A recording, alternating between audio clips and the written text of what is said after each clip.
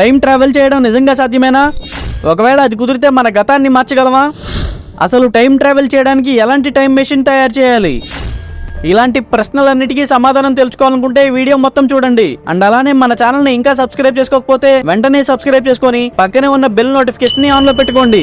మనలో చాలా మంది టైం మెషిన్ లోకి దూకి ఆఫీస్ లో జరుగుతున్న బోరింగ్ మీటింగ్ ని స్కిప్ చేసేయాలని, ఆర్ లాస్ట్ వీక్ మీ లైఫ్ పార్ట్నర్ తో జరిగిన గొడవలో కరెక్ట్ పాయింట్స్ గుర్తు తెచ్చుకొని మీరు ఆర్గ్యుమెంట్ లో సక్సెస్ అవ్వాలని చాలా సార్లు కోరుకొని ఉంటారు కదా. యాక్చువల్లీ టైం ట్రావెల్ అనేది సైన్స్ ఫిక్షన్ సినిమాల్లో మాత్రమే జరిగే వైల్డ్ ఫ్యాంటసీలా అనిపిస్తుంది.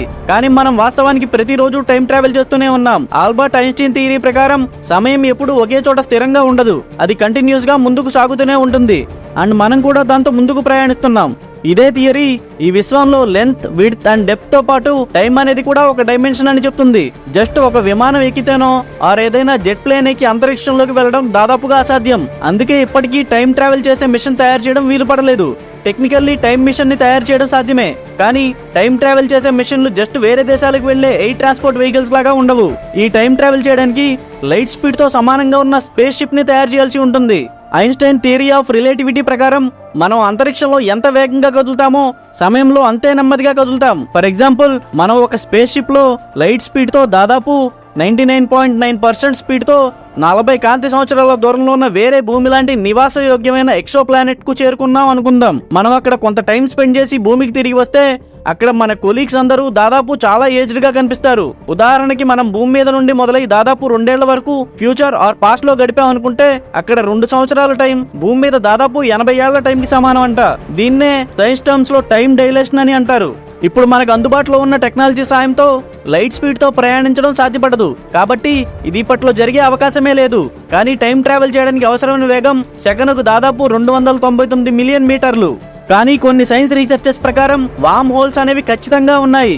ఇవి టెక్నికల్ గా 2 వేర్వేరు ప్రదేశాలని అండ్ వేర్వేరు టైం పాయింట్స్ ని జాయిన్ చేస్తాయి. అంతేకాకుండా ప్యారలల్ యూనివర్స్ అనే కాన్సెప్ట్ కూడా కొన్నిసార్లు నిజమే అని తేలింది.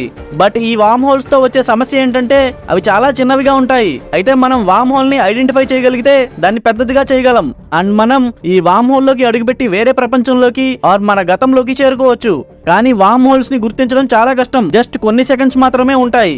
ఒకవేళ గుర్తించి మన గతంలోకి ప్రయాణించడం వల్ల కూడా చాలా సమస్యలు ఎదుర్కోవాల్సి ఉంటుంది. ఫర్ ఎగ్జాంపుల్, మీరే టైం ట్రావెల్ చేసి మీ నాన్నమ్మ పెళ్లి జరిగే టైంకి చేరుకున్నారనుకోండి. అప్పుడు మీ నాన్నమ్మని అస్సలు పెళ్లి చేసుకోవద్దు అని మీరు ఒప్పించారు. అప్పుడు మీ నాన్నమ్మకి పెళ్లి అవ్వదు అండ్ మీ నాన్న కూడా పుట్టరు. ఇలా చూసుకుంటే అసలు మీరు ఉండరు. మరి అలాంటప్పుడు మీరే లేకుంటే మీ తాతని పెళ్లి చేసుకోకుండా మీ నాన్నమ్మతో మాట్లాడడానికి ఎవరు వెనక్కి వెళ్ళారు? దీన్ని బట్టి మనం అర్థం చేసుకోవాల్సింది ఏంటంటే టైం ఎప్పుడు ముందుకు సాగుతూనే ఉంటుంది. సో ఈ రీజన్ వల్ల మనం గతానికి కాకుండా భవిష్యత్తులోకి మాత్రమే ప్రయాణించగలం. నిజానికి ఇంటర్నేషనల్ స్పేస్ స్టేషన్ లో 1 సంవత్సరం పాటు గడిపిన వ్యోమగాములు ఇప్పుడు మనతో పోలిస్తే భవిష్యత్తులో జీవిస్తున్నారు. కానీ అది జస్ట్ 13 మిల్లీ సెకండ్స్ అయినా టైం ట్రావెల్ కుదురుతుంది అనడానికి అదొక ప్రూఫ్. అండ్ కొన్నిసార్లు ఈ వామ్ హోల్స్ ప్యారలల్ యూనివర్స్ లో కూడా తీసుకెళ్లవచ్చు. ఇక్కడ గతానికి ప్రయాణించడం సాధ్యమవుతుంది.